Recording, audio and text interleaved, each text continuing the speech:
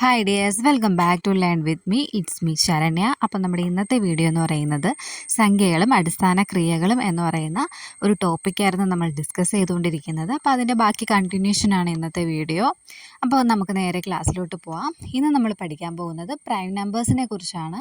Prime നമ്പേഴ്സിനെ നമ്മൾ എന്തെന്നാ പറയുന്നത്? അഭാജ്യ സംഖ്യകൾ എന്നാണ് പറയുന്നത്.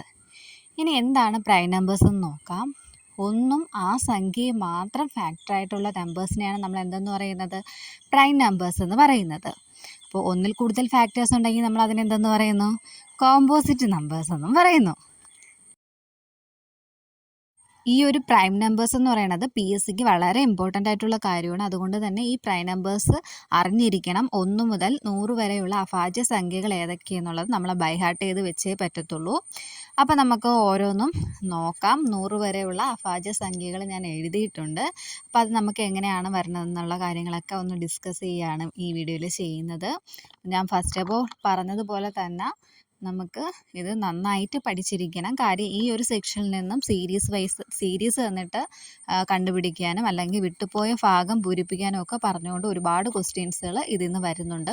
അപ്പോൾ അതുകൊണ്ട് ഒരു സംഖ്യ കണ്ടാൽ അത് പ്രൈം നമ്പേഴ്സ് ആണോ, അതായത് അഭാജ്യ സംഖ്യ ആണോ, അതേ ഭാജ്യ മീൻസ് കോമ്പോസിറ്റ് നമ്പർ ആണോ എന്നുള്ള കാര്യം നമ്മൾ അറിഞ്ഞിരിക്കണം.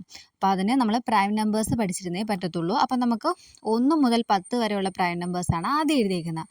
അപ്പോൾ 2, 3, 5, 7 ഇതാണ് 1 മുതൽ 10 വരെ വരുന്ന പ്രൈം നമ്പേഴ്സ് എന്ന് പറയുന്നത്. അതായത് 2ന് 2ഉം 1 മാത്രമാണ് ഫാക്ടേഴ്സ് ആയിട്ടുള്ളത്. 3ഉം അതേ കണക്ക് തന്നെ, 5ഉം അതേ കണക്ക് തന്നെ, 7ഉം അതേ കണക്ക് തന്നെ.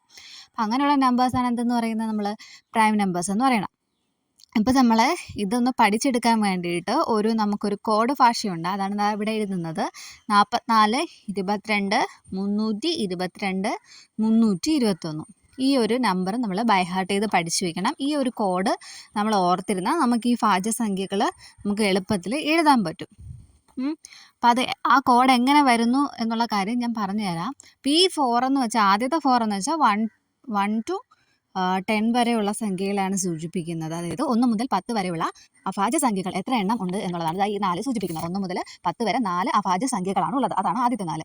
അടുത്ത 4 ആകുമ്പോഴത്തേക്കും 11 മുതൽ 20 വരെ എത്ര അഭാജ്യ സംഖ്യകളുണ്ട് എന്നുള്ളതാണ് അടുത്ത 4 സൂചിപ്പിക്കുന്നത്. അടുത്ത 2 ആകുമ്പോഴത്തേക്കും 21 മുതൽ 30, അടുത്തതാകുമ്പോൾ 31 മുതൽ 40 എത്ര അഭാജ്യ സംഖ്യകളുടെ എണ്ണമാണ് ഈ കോഡ് കൊണ്ട് സൂചിപ്പിക്കുന്നത്.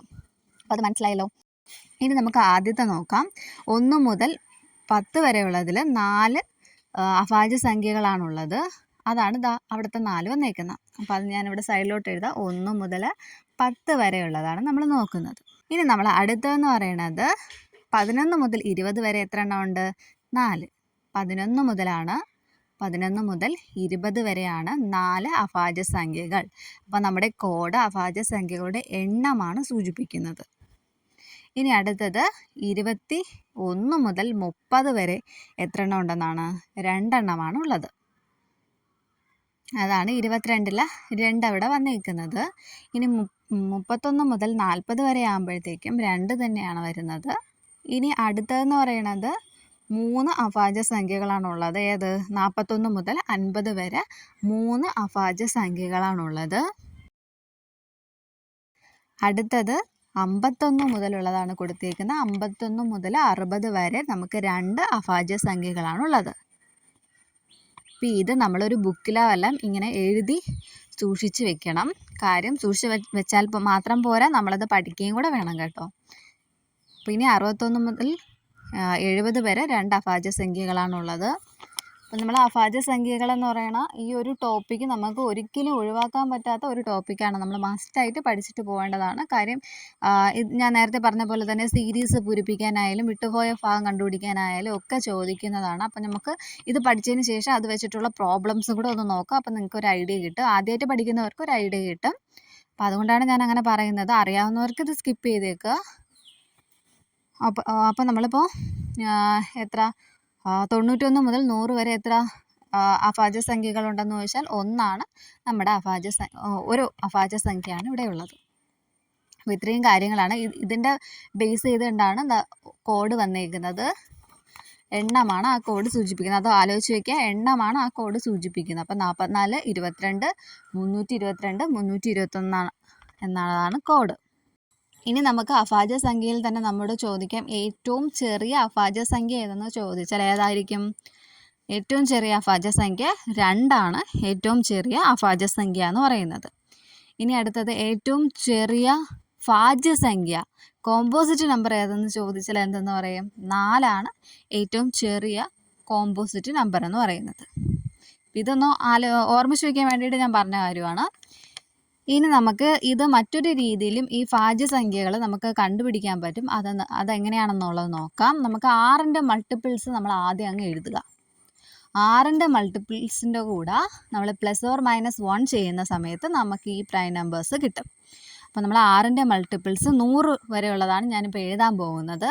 അപ്പോൾ എല്ലാവർക്കും 6ൻ്റെ ടേബിൾ അറിയാമല്ലോ. 1 6 6, 2 6 12, 3 6 18, 4 6 24 അങ്ങനെ നമ്മൾ ടേബിൾ എഴുതുകയാണ് ഇവിടെ. അപ്പോൾ ഇത് വെച്ച് നമുക്ക് എളുപ്പത്തിൽ നമുക്ക് കോമ്പോസിറ്റ് നമ്പർ കോമ്പോസിറ്റ് അല്ല പ്രൈം നമ്പർ കണ്ടുപിടിക്കാൻ പറ്റും. അപ്പോൾ 72, ഇനി അടുത്തത് 78 വരും, പിന്നെ 84. 78ൻ്റെ കൂടെ നമ്മൾ അറിഞ്ഞൂടായെങ്കിൽ 6 ഇങ്ങനെ കൂട്ടി പോയാൽ മതി. അതൊക്കെ ബേസിക് ആയിട്ടുള്ള കാര്യങ്ങളാണ്. ചെറിയ കുട്ടികൾ അതൊക്കെ ബേസിക് ആയിട്ടുള്ള കാര്യങ്ങളാണ്. അപ്പോൾ അടുത്തത് 90 വരുന്നു, ഇനി 96 വരുന്നു, ഇനി അടുത്തെടുത്താൽ 102 പോകും. അപ്പോൾ നമുക്ക് 100 വരെ ഉള്ളത് മാത്രം നോക്കാം. ഓക്കെ, ഇനി ഇതിൽ നമ്മൾ +or-1 ചെയ്താണ് നമ്മൾ പ്രൈം നമ്പേഴ്സിനെ കണ്ടെത്തുന്നത്. അപ്പോൾ അതിന് മുന്നേ നമ്മൾ പ്രൈം നമ്പേഴ്സ് ആദ്യത്തെ 2 പ്രൈം നമ്പേഴ്സ് നമ്മൾ ഓർമ്മിച്ച് വയ്ക്കുക, 2ഉം 3ഉം എന്നുള്ളത്. അത് ഇത് വെച്ചിട്ട് നമുക്ക് ചെയ്യുന്നില്ല. അത് കഴിഞ്ഞിട്ടുള്ള പ്രൈം നമ്പേഴ്സാണ് ഇത് വെച്ച് കിട്ടുന്നത്.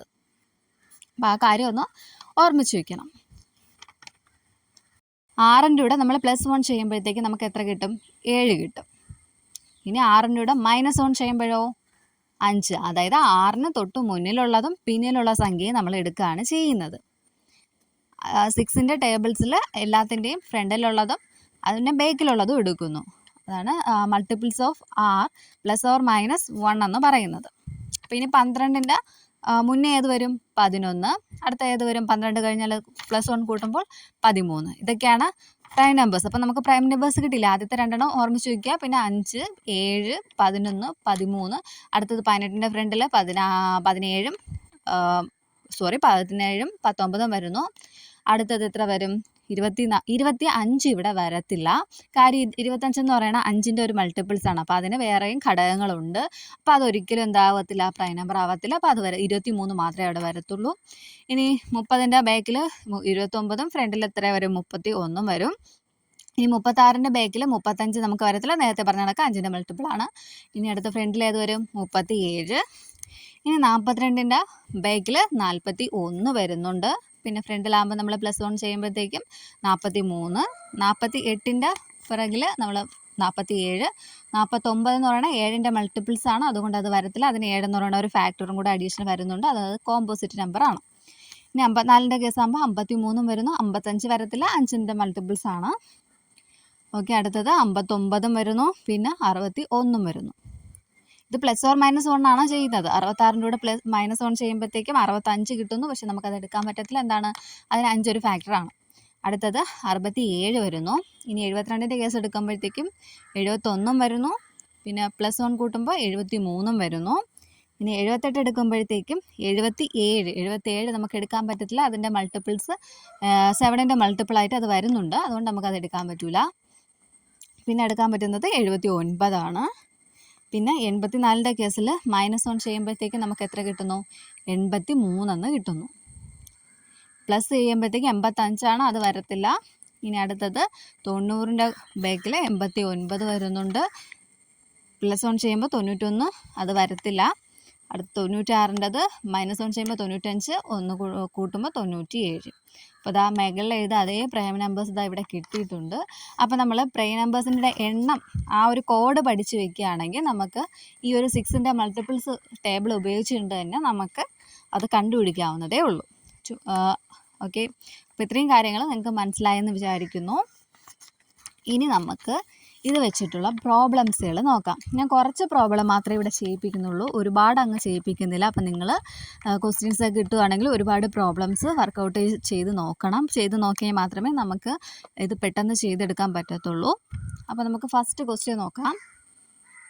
ഒറ്റയാൻ ഏതെന്നാണ് ചോദ്യം. 61, 71, 41, 91. ഇതിലെ ഒറ്റയാൻ ഏത് എന്നാണ് ക്വസ്റ്റ്യൻ. അപ്പോൾ ഇവിടുത്തെ ഒറ്റയാൻ എന്ന് പറയുന്നത് 91. ബാക്കി എല്ലാം പ്രൈം നമ്പേഴ്സാണ്. 61 ആയാലും 71 ആയാലും 41 ആയാലും എല്ലാം പ്രൈം നമ്പേഴ്സാണ്. 91 ഒരു കോമ്പോസിറ്റ് നമ്പറുമാണ്. ഇനി നമുക്ക് രണ്ടാമത്തെ ക്വസ്റ്റ്യൻ നോക്കാം. കൂട്ടത്തിൽ ചേരാത്തത് ഏതെന്ന് കണ്ടുപിടിക്കാനാണ്. 13, 23, 31, 51. ഏതാണ് ആൻസർ വരുന്നത്?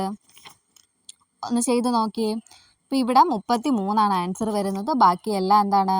കോമ്പോസിറ്റ് അല്ല, പ്രൈം നമ്പേഴ്സ് ആണ്. അടുത്തത് ഒറ്റയാനെ കണ്ടെത്താനാണ്. 91, 93, 95, 97, 99 എന്നാണ് ക്വസ്റ്റ്യൻ. അപ്പോൾ ഇതിലേത് വരുന്നു? 97 ഇവിടുത്തെ ആൻസർ. എന്തുകൊണ്ടാണ് 97 എടുത്തത്? 97 മാത്രമേ ഇവിടെ പ്രൈം നമ്പേഴ്സ് ആയിട്ടുള്ളൂ. ബാക്കിയെല്ലാം കോമ്പോസിറ്റ് നമ്പറാണ് കൊടുത്തേക്കുന്നത്. അടുത്ത നാലാമത്തെ ക്വസ്റ്റ്യൻ ഏതായിരുന്നു വരുന്നത്? 17, 19, 21, 23. അതിലേത് വരും? 21 ആൻസർ. കാരണം എന്താണ്? 21 ഒരു കോമ്പോസിറ്റ് നമ്പറാണ്. ഇനി അടുത്തത് 3, 11, 19, 27. ഇതിലേതായിരിക്കും വരുന്നത്? 27. കാരണം എന്താണ്? നമ്മൾ നേരത്തെ പറഞ്ഞ കണക്കന്നെ കോമ്പോസിറ്റ് നമ്പറാണ്. അടുത്തത് 51, 31, 41, 71. ഏതായിരിക്കും? 51 ഇവിടെ ആൻസർ വരുന്നത്. കാരണം എന്താണ്? ബാക്കിയെല്ലാം ഒരു പ്രൈം നമ്പേഴ്സാണ്. 51 എന്ന് പറയുന്നത് ഒരു കോമ്പോസിറ്റ് നമ്പറാണ്. അപ്പോൾ ഇന്നത്തെ വീഡിയോയിൽ നമ്മൾ ഇത്രയേ പഠിക്കുന്നുള്ളൂ. നമുക്ക് അടുത്ത നെക്സ്റ്റ് ക്ലാസ്സിൽ പഠിക്കാം. അപ്പോൾ ഇത്രയും പഠിച്ച കാര്യങ്ങൾ ഒന്നും കൂടെ നിങ്ങൾ നോക്കുക. അപ്പോൾ ആദ്യം നമ്മൾ പ്രൈം നമ്പേഴ്സാണ് പഠിച്ചത്. പ്രൈം നമ്പേഴ്സ് എന്ന് വെച്ചാൽ ഒന്നും ആ സംഖ്യ മാത്രം ഫാക്ടർ ആയിട്ടുള്ള നമ്പേഴ്സിനെ നമ്മൾ എന്തെന്ന് പറയുന്നു? പ്രൈം നമ്പേഴ്സ് എന്ന് പറയുന്നു. അപ്പോൾ ഏതൊക്കെയാണ് പ്രൈം നമ്പേഴ്സ്? അതിൻ്റെ കോഡ് എന്താണ്? 44, 22, 322, 321. അതാണ് കോഡ്. പിന്നെ അതങ്ങനെ കണ്ടുപിടിക്കുക എന്നുള്ള കാര്യങ്ങളൊക്കെ പറഞ്ഞു. പിന്നെ അത് ബേസ് ചെയ്തിട്ടുള്ള പ്രോബ്ലമാണ് ചെയ്തത്.